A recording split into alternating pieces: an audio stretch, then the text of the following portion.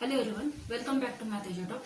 In last video, we have studied how to convert exponential to logarithm and logarithm to exponential.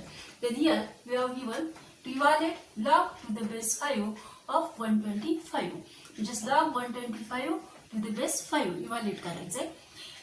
Or second one is log 16 to the base 2. Then how to solve this? To solve such a type of example, आता इथं logarithmic form दिलाय. त्याला evaluate करायचंय म्हणजेच काय करायचं तुम्हाला त्याचा एक्सपोनेन्शियल फॉर्म काढायचा आहे. तर एक्सपोनेन्शियल टू लॉगरिथम डेफिनेशन काय आहे? ही डेफिनेशन आहे जर exponential form a raised to power b is equal to x असेल तर याचा लॉगरिथमिक फॉर्म काय तो याचा लॉग घेतला की हा जो पॉवर आहे b पॉवरचा जो पॉवर आहे तो इक्वल टू ला जातो आणि हा बेस कुठे जातो हा x ला म्हणजे लॉग x च्या बेसला जातो म्हणजे फक्त बेस चेंज होतो आणि b हा काय होतो वरती येतो तो इक्वल टू ला म्हणजे खाली येतो. हा b जो आहे तो इक्वल टू ला जाईल आणि हा जो इथं बेस आहे b चा बेस a आहे तो हा इथे बेस लाईन x च्या बेस लाईन म्हणजे हा जो बेस आहे त्या x च्या बेसला चेंज होतो. हा जो बेस आहे a हा या लॉग x च्या बेसला चेंज होतो आणि b काय होतो इक्वल टू ला जातो किंवा b फक्त खाली येतो आणि a हा कुठे जातो त्या लॉग x च्या बेसला जातो. अशा प्रकारे तुम्ही लक्षात ठेवू शकता. म्हणजेच आता इथं काय दिलंय लॉगरिथमिक फॉर्म दिलाय त्याला काय करायचं इव्हॅल्युएट करायचंय म्हणजेच लॉग काढून टाकायचंय आणि त्याचा एक्सपोनेन्शियल फॉर्म करायचंय. तर काय त्याचा exponential form log 125 to the base 5 याला काय म्हणून घेऊ आपण x म्हणून घ्यायचं. ओके याला x म्हणून घ्यायचं. आता ज्यावेळेस लॉग एलिमिनेट करतो त्यावेळेला काय होतं हा जो बेस आहे तो कुठे जातो ह्या x च्या बेसला जातो म्हणजे हा x वरती पॉवर मध्ये जातो आणि याचा लॉग निघून जातो. ओके मग आता याचा जर एक्सपोनेन्शियल फॉर्म काढायचा तर हा लॉग काढून टाकायचा आहे म्हणजेच काय येणार आहे 125 इज इक्वल टू हा जो बेस आहे तो इथं जाईल म्हणजे 5 raised to x म्हणजे हा x परत काय जाईल वरती जाणार आणि 5 त्याच्या बेसला येणार म्हणजे 5 raised to x is equal to 125. आता आपल्याला काय करायचं आहे x ची व्हॅल्यू काढायची तर पॉवर माहिती पाहिजे. 125 हा कसला पॉवर आहे 5 चा पॉवर आहे मग 2 चा पॉवर 3 चा पॉवर 5 चा पॉवर सर्व पॉवर तुम्हाला माहिती पाहिजे.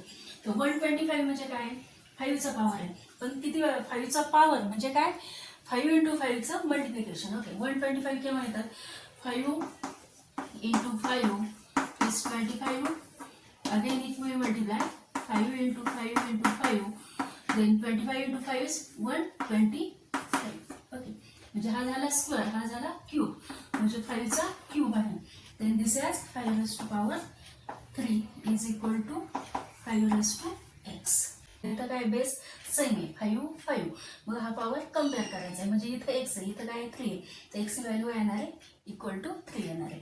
सेम पॉवर असेल त्याचे जे वरचे म्हणजे सेम बेस असेल तर त्याचा जो पॉवर असतो तो कम्पेअर होत असतो म्हणजे काय x इज इक्वल टू 3 तर x ची व्हॅल्यू काय आली 3 आली. हे सोल्युशन काय आलं तुमचं 3. when log to the base 5 of 125 then value of x is 3. then same thing for the next one example. काय करायचंय याला इक्वल टू x म्हणून घ्यायचंय log 16 to the base 2 is equal to x. ह्याचा log काढायचा आहे म्हणजे ह्याचा काय होईल हा पॉवर मध्ये जाईल 2 च्या पॉवर मध्ये जाणार म्हणजे ह्याचा जर लॉग काढला तर हा 16 होईल. 16 इज इक्वल टू हा काय जाणार आहे इथे जाणार आहे 2 raised to x.